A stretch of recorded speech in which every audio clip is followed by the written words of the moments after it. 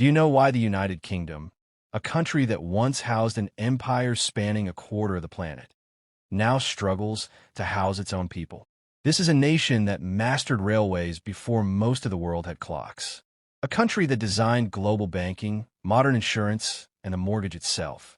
And yet, in 2026, millions of Britons are asking the same quiet question: why is it so hard to build a home? On paper, this makes no sense. The UK has land. It has capital. It has one of the most sophisticated construction industries on Earth. Demand is overwhelming. Prices are eye-watering. Rents are relentless. And still, homes do not appear. Young adults live with parents well into their 30s. Key workers commute for hours. Cities grow richer, yet more cramped.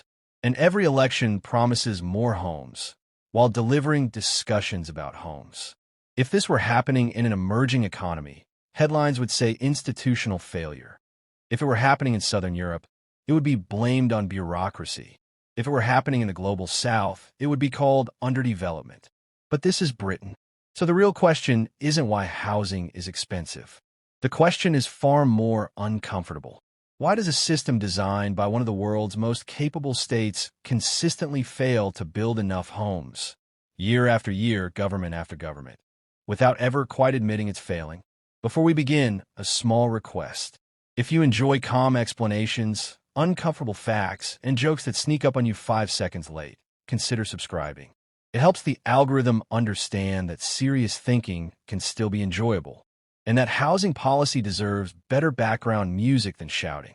Now, let's begin with the first quiet obstacle, the one nobody likes to blame, because technically, it's doing exactly what it was designed to do.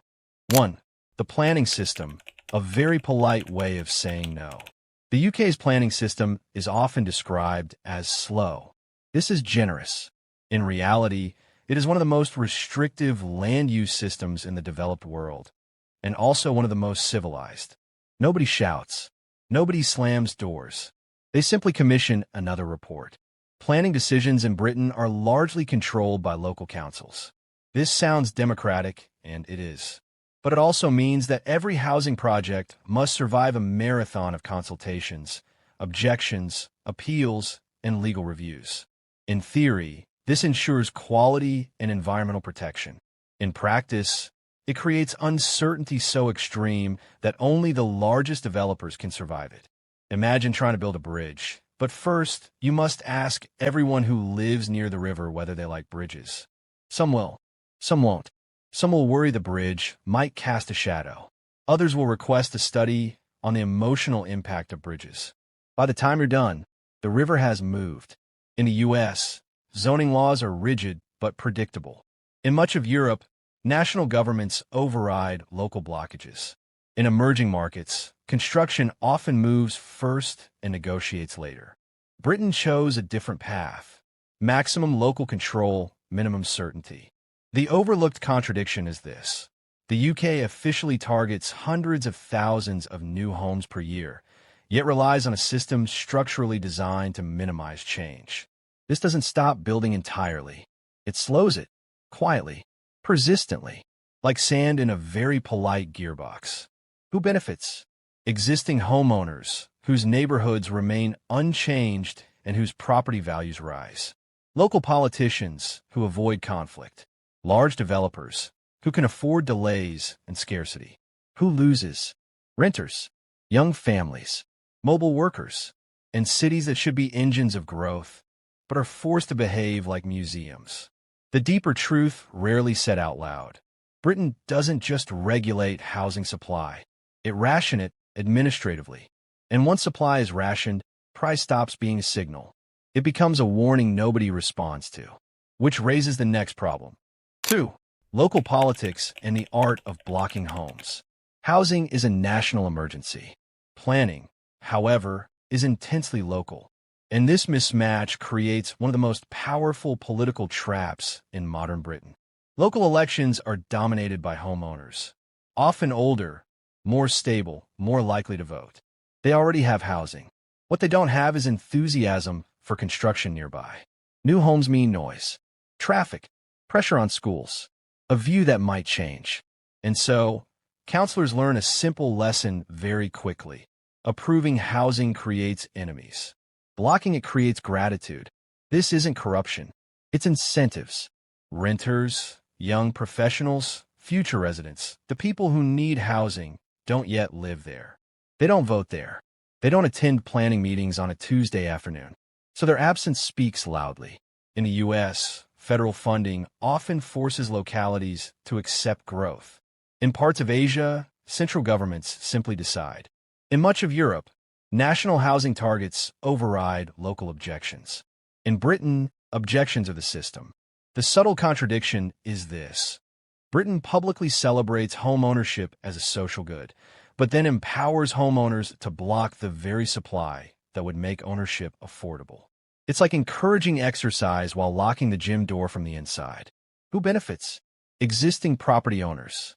Local councils that avoid backlash. Politicians who promise housing somewhere else. Who loses? Economic mobility. Labor markets. Entire generations priced out of opportunity. And there's a global angle here. International investors often see the UK as safe because supply is constrained. Scarcity supports prices. Prices attract capital. So while the housing crisis hurts residents, it quietly reassures global finance. Which brings us to the next invisible wall. 3. The Green Belt, protecting grass from people. The Green Belt is one of Britain's proudest policies. It sounds wholesome. It sounds responsible. It sounds green. And sometimes it is. But much of the UK's Green Belt is not ancient woodland or protected wilderness. It is farmland, golf courses, low-density land with minimal ecological value, located precisely where housing demand is highest. Green belts ring major cities like London, Oxford, and Cambridge, freezing their physical expansion in time, even as populations grow. Other countries respond to growth by expanding cities outward, supported by transport and infrastructure. Britain responds by squeezing inward, pushing prices up, and sending workers further away. This leads to a strange outcome. People commute longer distances, emissions rise, and affordability collapses, all in the name of environmental protection. The overlooked contradiction is brutal. The Green Belt often protects land, not nature, and does so at enormous social and economic cost. Who benefits? Landowners inside the belt, whose property values soar. Local authorities shielded from growth. A political narrative that sounds virtuous. Who loses? Urban workers, younger households, productive cities unable to grow naturally. Globally, this matters. The UK presents itself as an open, flexible economy. But its cities, its real economic engines, are spatially locked. Emerging economies watch this closely, not as a model, but as a warning. A country can be rich, stable, and institutionally strong, and still fail at something as basic as building homes. And when housing fails, everything else quietly follows. Next, we'll look at who actually builds homes in Britain. 4. When scarcity is a business model. When people imagine Britain's housing shortage, they often picture chaos, a broken industry, empty yards, stalled cranes. In reality, the UK house-building sector is calm, orderly, profitable, and highly concentrated. A small group of large developers dominates the market. These firms are not incompetent. They're extremely rational. They acquire land, secure planning permission, and then build at a pace that preserves prices rather than meets demand. This is where the story becomes uncomfortable. In most markets, scarcity is a failure. In housing, scarcity is a feature. If builders released homes too quickly, prices would soften. Shareholders would complain. Land values would fall. Future projects would look less attractive on balance sheets. So construction is phased. Carefully, predictably, slowly. This isn't a conspiracy. It's incentives. Smaller builders, once a major force in British housing, struggle to survive in this environment. Long planning delays require deep pockets. Financing favors scale. Land is expensive, scarce, and often controlled by those who already own plenty of it. In the United States, housing booms often involve thousands of small and mid-sized builders responding quickly to price signals. In parts of Europe, municipal or cooperative housing plays a larger role. In emerging markets, informal building fills the gaps. Britain relies heavily on a narrow corporate pipeline, and that pipeline is designed for stability, not speed. Who benefits? Large developers with predictable margins. Investors who value price resilience. Landowners whose assets quietly appreciate while waiting. Who loses? Anyone who believes high prices mean more supply is coming soon. They're not. Not here. The subtle truth rarely discussed is this. Britain does not have a housing shortage because builders can't build. It has a shortage because the system rewards those who build slowly. And this interacts dangerously with the next constraint. 5. Infrastructure, the invisible veto. Ask local residents why they oppose new housing, and the answer is often the same. We don't have the roads. The schools are full. The GP surgery is overwhelmed. And they're usually right. Britain's infrastructure funding model is reactive, fragmented, and stretched. Councils are expected to approve housing first and somehow fund services later. Developers contribute, but not at the scale required to support rapid growth. This creates a perfect stalemate. Residents oppose housing because infrastructure is weak. Infrastructure doesn't improve because housing hasn't been built. And housing doesn't get built because residents oppose it. In many countries, national governments front-load infrastructure. They build transport links first, then allow housing to follow.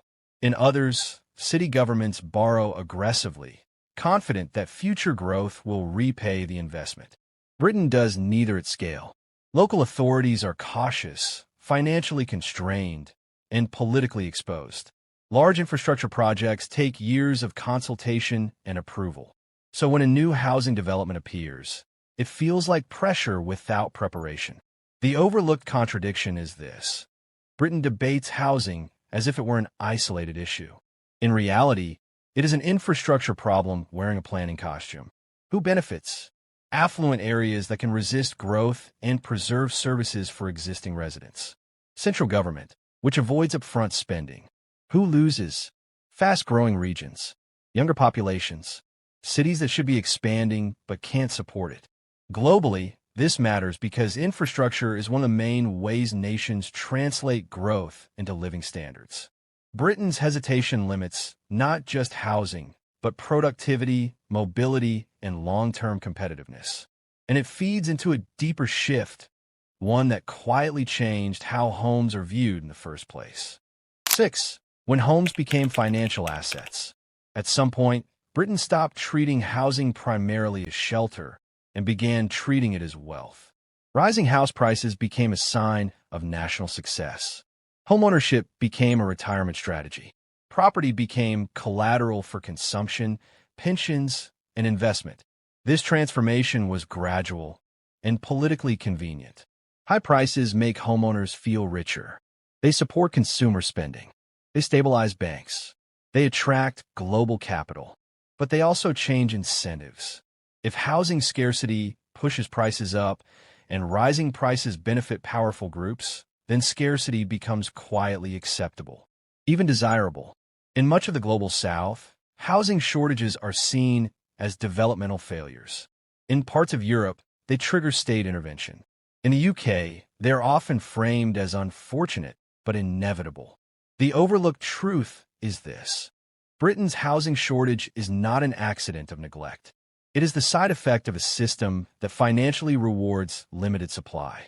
Who benefits? Homeowners, landlords, investors, financial institutions tied to property values. Who loses? Renters, young workers, economic flexibility. This also reshapes Britain's global role. Capital flows into property rather than innovation. Cities become stores of value rather than engines of growth. And once housing becomes a financial instrument, fixing supply becomes politically dangerous. 7. Labor, costs, and the limits of capacity. Britain's construction industry faces a quieter problem. It simply does not have enough people. Years of underinvestment in skills, combined with an aging workforce, have left the sector stretched. Post-Brexit migration rules reduced access to skilled labor. Training pipelines are slow. Productivity gains are limited. At the same time, material costs have risen. Energy prices matter. Global supply chains matter. Housing doesn't exist in isolation. It competes with infrastructure, commercial construction, and public projects for the same resources. In emerging economies, rapid urbanization often creates massive construction workforces. In parts of Europe, state-backed training programs smooth capacity constraints. In Britain, the system relies heavily on the market to solve a problem the market struggles to fix quickly. The overlooked contradiction is simple. Britain demands Scandinavian quality housing outcomes with a construction system stretched close to its limits. Who benefits? Existing workers whose skills are scarce. Firms that can pass costs on through higher prices. Who loses? Anyone expecting rapid supply responses. And here is the final systemic truth that rarely makes headlines. Britain's housing crisis is not caused by one failure. It is sustained by many systems that individually make sense, but collectively produce scarcity. In the next section, we'll step back and look forward, not with predictions, but with consequences. Because when housing stops working, the effects don't stay. 8. The subtle truth. The system is working as designed. By this point, a reasonable viewer might be asking a dangerous question. If Britain knows all this, why hasn't it fixed it? The uncomfortable answer is that, in many respects, the system is not broken. It is functioning exactly as it was shaped to function. Britain's housing system delivers stability, predictability, and asset protection. Prices rarely collapse. Banks remain calm. Homeowners feel secure. Local politics remains manageable. Global investors see a mature, scarcity-backed market that behaves more like a bond than a gamble. From a financial stability perspective, this is not a disaster. It is a feature. Housing scarcity dampens volatility. Planning friction slows booms and busts. Green belts cap sudden expansion. Large developers smooth supply. The problem is that these benefits accrue to those already inside the system. For those outside, renters, young households, mobile workers, stability feels like stagnation. The latter is not broken. It has simply been lifted higher. Mainstream coverage often frames the housing crisis as a failure of delivery or political will. But that misses the deeper point. Britain has repeatedly chosen risk aversion over abundance. In the U.S., housing cycles are brutal, but supply eventually responds. In parts of Asia, rapid building carries social and financial risks. In emerging markets, informality absorbs pressure but creates inequality of a different kind. Britain chose the path of controlled scarcity. Who benefits? Those whose wealth is tied to existing assets. Institutions that value predictability. Governments that avoid shocks. Who loses? Economic dynamism. Geographic mobility. Intergenerational fairness. The subtle truth is this. Britain's housing shortage is not politically accidental. It is politically survivable. And survivable problems tend to persist. But survivability has a cost. Because housing is not just a social issue, it is an economic input. Why this matters beyond Britain. Housing shortages do not stay in the housing market. They spill outward. When workers cannot live near jobs, productivity suffers. When cities cannot grow, innovation slows. When wages chase rent instead of skills, inequality hardens. Britain's housing constraints act like a tax on growth, one that never appears in the budget. London remains a global city, but its gravitational pull weakens as living costs rise faster than opportunity. Regional cities struggle to attract talent when housing is scarce and infrastructure lags. Employers quietly factor housing costs into hiring decisions, often without realizing it. Globally, this has implications. For the United States, Britain is a case study in how advanced economies can over-financialize shelter. For Europe, it highlights the tension between local control and national growth. For emerging economies, it offers a cautionary lesson. wealth does not immunize a country against basic supply failures. International capital continues to flow into British property not because yields are exceptional, but because rules are predictable and scarcity is durable. This reinforces the cycle. Money parks itself in homes rather than factories, startups, or productivity-enhancing investment. The overlooked contradiction is striking. Britain positions itself as open, competitive, and flexible, yet locks its most productive places into spatial rigidity. Who benefits globally? Investors seeking stability. Capital looking for a store of value. Who loses? The UK's long-term growth potential. Workers priced out of opportunity. Cities that could do more, but can't grow. This isn't collapse. It's drift. And drift is harder to reverse than crisis, because nothing ever quite breaks badly enough to force change. Which leads us to the final question. Not what will happen, but what this path quietly implies over the next decade. 10. Looking ahead. Consequences, not predictions. Over the next 5 to 10 years, Britain's housing story is unlikely to end dramatically. There will be no sudden reckoning, no single reform that fixes everything, no moment when the crisis resolves itself. Instead, the consequences will accumulate. Housing costs will continue to shape who can live where. Work will decouple further from place, for those who can afford that flexibility. Cities will grow richer in capital, but thinner in diversity. For global finance, Britain will remain attractive precisely because supply remains constrained. For emerging economies, the lesson will linger. Development is not just about building wealth, but about building space for people. The danger is not collapse, it is quiet narrowing. A country where fewer people can take risks because housing is too expensive, where labor markets become less fluid, where inequality hardens across geography and generation. And yet, from the inside, everything still works. Mortgages are paid, prices hold, cranes move slowly. That is the unsettling part. Britain's housing shortage persists not because no one understands it, but because it distributes pain diffusely and benefits concentratively. It creates frustration without revolt, urgency without rupture. The final takeaway is simple and slightly uncomfortable.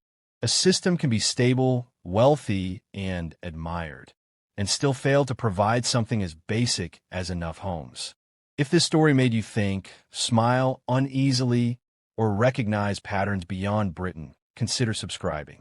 And if you live in a country watching housing prices climb while supply stalls, share your perspective in the comments. Because this is not just a British story, it's a global one, told quietly, brick by brick.